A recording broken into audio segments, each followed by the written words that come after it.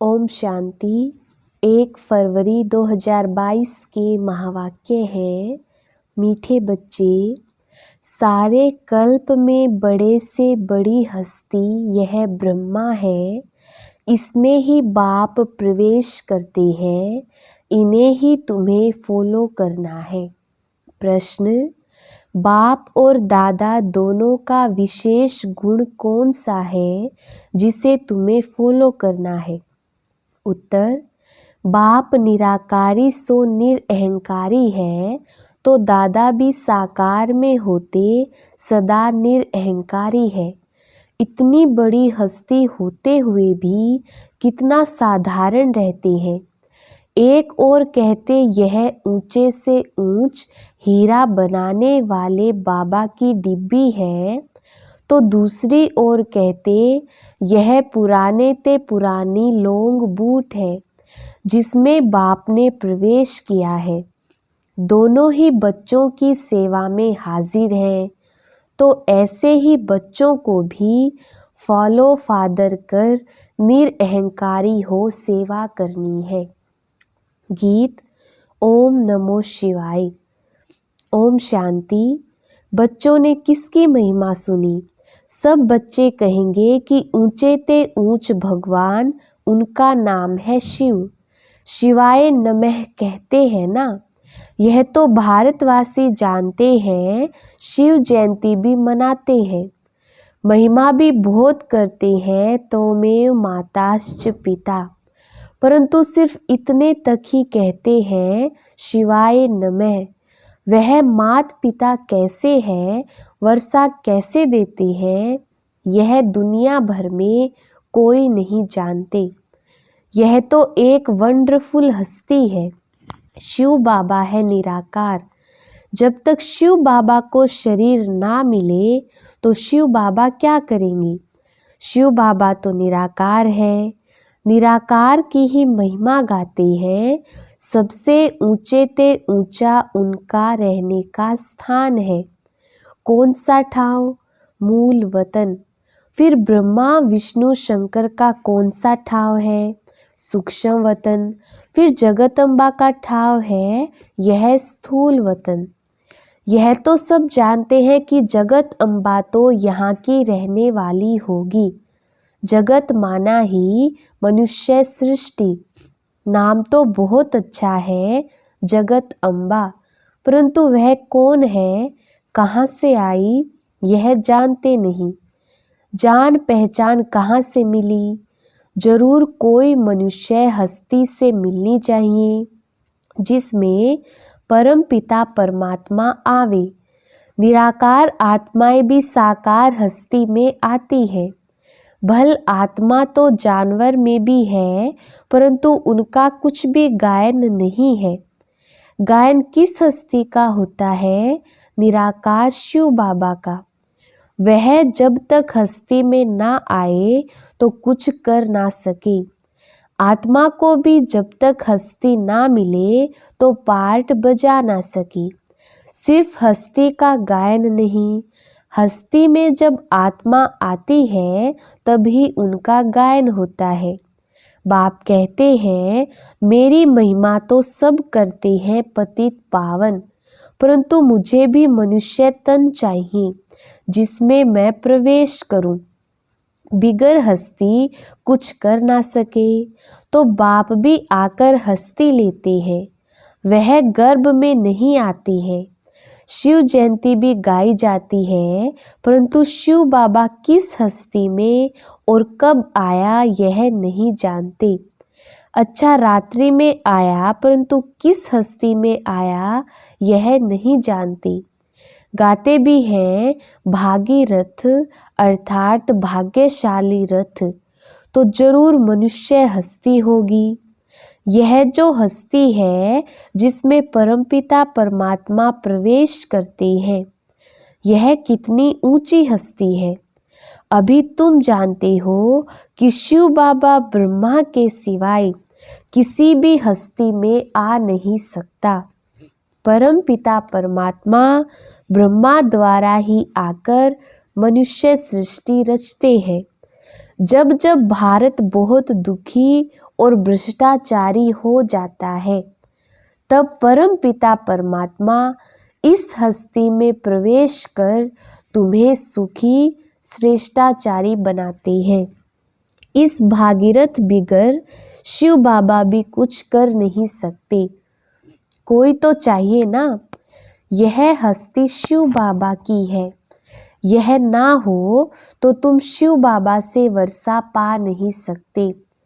गाया भी जाता है, प्रजापिता ब्रह्मा अथवा त्रिमूर्ति ब्रह्मा।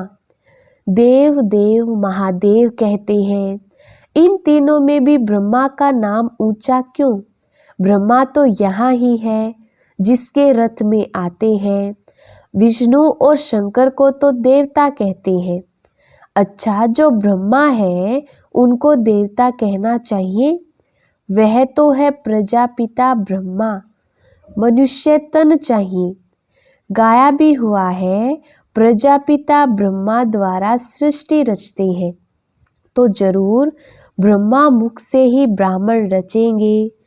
तो यह कितनी बड़ी हस्ती है, परंतु है कितनी साधारण। इतनी बड़ी हस्ती, इनका रहन सहन देखो कितना साधारण है, कितना निरअहंकारी है।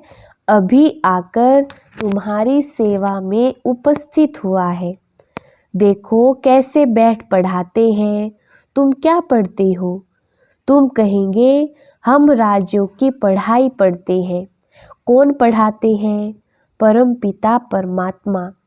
तो छोटे बड़े बूढ़े जवान सब पढ़ते हैं।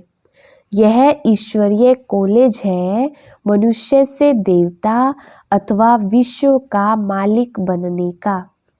यहाँ हम आए ही हैं पढ़ने अथवा विश्व की बादशाही लेने।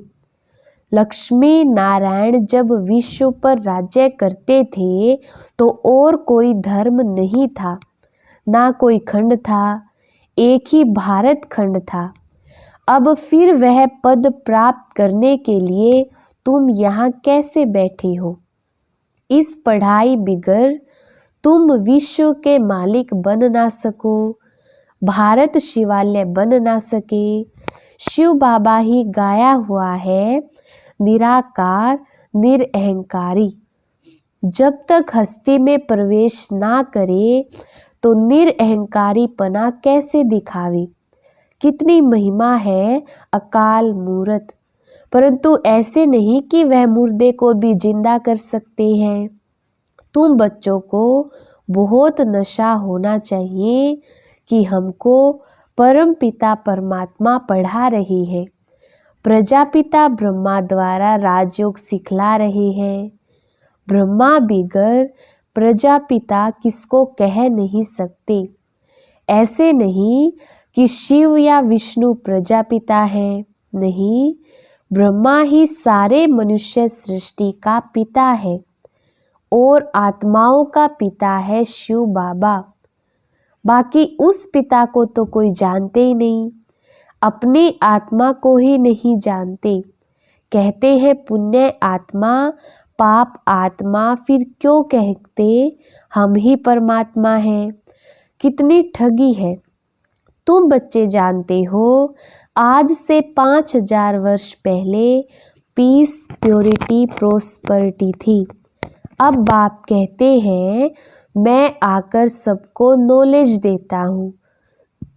पहले तुम कुछ नहीं जानते थे, अब सब कुछ जानते हो। बाप की बायोग्राफी बाप से ही जानी जाती है। अब निराकार की बायोग्राफी कैसे हो सकती है? जरूर जब साकार में आए तब बायोग्राफी हो। सिर्फ आत्मा की बायोग्राफी नहीं हो सकती है। जीव आत्मा बने तब पुनर्जन्म में आवे और बायोग्राफी भी हो। वे लोग कहते हैं 84 लाख योनियां हैं। बाप कहते हैं 84 लाख जन्म थोड़े ही होते हैं। यह सब गपोड़े हैं। बाप खुद कहते हैं मैं ब्रह्मा के तन में आकर तुमको वेदों का सार समझाता हूँ, साथ साथ राजयोग सिखलाता हूँ और रचयिता रचना के आदि मध्य अंत का राज भी समझाता हूँ। जब पहले पहले बड़े बड़े ऋषि मुनि ही नहीं जानते थे तो उन्हों की औलाद फिर कैसे जान सकती। तो देखो, बड़े ते बड़ी हस्ती कितने साधारण रूप में है। ऊंचे ते ऊंच हीरा बनाने वाला बाप है, उनकी यह डिब्बी है। रथ कहो, पुरानी जुत्ती कहो, सबसे पुरानी जुत्ती यह है। पहले पहले जब आत्मा आती है तो बिल्कुल नंबर 1 थी। श्री नारायण को नंबर 1 रखेंगी। श्री लक्ष्मी भी प्लस में है। उन्होंने भी पुनर्जन्म लिए, पहले सूर्यवंशी फिर चंद्रवंशी में। ऐसे जन्म लेते 84 का भी हिसाब चाहिए ना। 84 लाख का हिसाब तो कोई बता ना सके। 84 लाख जन्मों के कारण फिर कल्प की आयु भी लाखों वर्ष लिख दी है। अगर लाखों वर्ष होते तो भारतवासी हिंदू बहुत होते, परंतु यह तो संख्या और ही कम है। भारत का देवी देवता धर्म प्राय लोप हो गया है। कोई भी अपने को देवता नहीं कह सकते, क्योंकि देवता तो सर्वगुण संपन्न थे, अब वह है नहीं। रावण राज्य है ना कि राम राज्य। दुनिया वाले ना राम की ना रावण की बायोग्राफी को जानते हैं। दिन प्रतिदिन रावण की पाग बढ़ती जाती है, दुनिया पतित होती जाती है। 16 कला से गिरते गिरते 9 कला। सब कहते मुझ निर्गुण हारे में कोई गुण नाही, आपे ही तरस करो। तो हम सर्वगुण संपन्न 16 कला संपूर्ण बने। भारत पहले परिस्तान था, कहने मात्र तो कहते हैं, परंतु सृष्टि चक्र को कुछ जानते नहीं। बाप कहते हैं तुमको माया ने तुच्छ बुद्धि बना दिया है, परंतु अपना घमंड कितना है। तुम बच्चों को बाप कहते हैं मीठे बच्चे, तुम राम को याद करो तो माला में पिरोने लायक बन जाएंगे। रुद्र माला के बाद होती है विष्णु माला। भगत माला में भक्तों की महिमा होती है। यह रुद्र माला फिर विष्णु माला में पिरोनी है, यानी विष्णु के राज्य में जाते हैं। कितना ऊंचा ज्ञान है। संन्यास भी 2 प्रकार का है, वह है हठयोग संन्यास। कर्म संन्यास तो कभी हो नहीं सकता। कर्म बिगर तो मनुष्य रह नहीं सकता। प्राणायाम चढ़ाकर बैठ जाएं, फिर भी कर्म तो करेंगे ना। अनेक प्रकारों से प्रैक्टिस करते हैं, वह कोई राजयोग नहीं, वह है हद का संन्यास, हठयोग संन्यास। वह भी भारत का धर्म है पवित्रता का, परंतु देवी देवताओं जितना पवित्र और कोई धर्म हो नहीं सकता। वहाँ कोई संन्यास नहीं करना पड़ता, क्योंकि आत्मा पवित्र है तो उनको शरीर भी पवित्र मिलता है। आत्मा में ही खाद पड़ती है। कला कम होते होते पतित बनना है। अभी सभी आत्माएं आयरन एज में है, सब सांवरे हैं। आत्मा जब पवित्र थी तो गोरी थी। अभी आत्मा अपवित्र है तो शरीर भी अपवित्र काले हैं। गाया भी जाता है श्याम सुंदर। कृष्ण का चित्र भी काला और गोरा बनाते हैं। अभी तुम सभी श्याम सुंदर हो। पहले भारत गोल्डन एज्ड था, अब आयरन एज्ड है। अब फिर बाबा ज्ञान चिता पर बिठाए गोरा बनाते हैं। अगर मुक्ति और जीवन मुक्ति चाहिए तो वह विकारों का हथियाला कैंसिल करना है। पवित्रता की राखी बांधो। यह अभी की ही बात है, जबकि तुम ब्रह्मा के बच्चे हो। ब्राह्मण बनने बिगर कोई भी यहाँ आ नहीं सकते। तुम हो ब्रह्मा मुख वंशावली। शिव बाबा कहते हैं, मुझ निराकार की महिमा तो गाते हैं, परंतु शरीर जब तक ना ले तो कर ही क्या सकते। मैं बहुत जन्मों के अंत के जन्म में आता हूँ। अभी सबका विनाश होना है। ब्रह्मा द्वारा स्थापना किसकी? कलयुग की स्थापना तो कभी होती नहीं। स्थापना होती है सतयुग की, संगम पर। बाप कहते हैं, मैं आता हूँ संगम युग पर। तुम ब्राह्मणों के लिए यह संगम है, बाकी सबके लिए है कलयुग।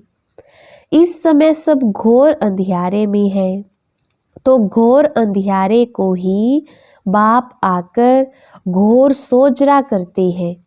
तुम बच्चे जानते हो यह तो विचित्र चीज है। कृष्ण तो छोटा बच्चा है, वह तो कुछ समझा ना सके। कृष्ण की आत्मा भी भिन्न नाम रूप में इनसे समझ रही है।